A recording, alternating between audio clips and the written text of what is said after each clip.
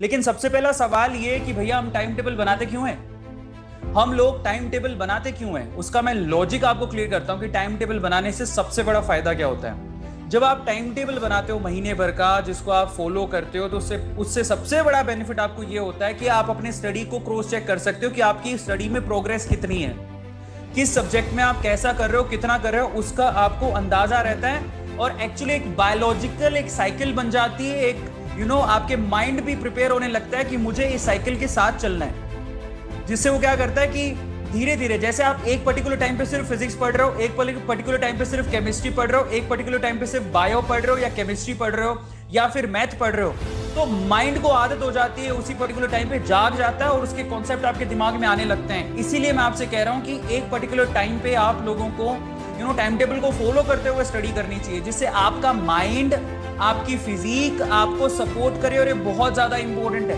Clear हो गया? इसलिए हमें अपनी स्टडी को क्रॉस चेक करने के लिए कि हमने पढ़ाई की तो हमारे पढ़ाई का लेवल क्या है, हम किस लेवल तक पहुंच चुके हैं, कौन से सब्जेक्ट में, हमें अंदाजा होना चाहिए अपनी प्रोग्रेस का।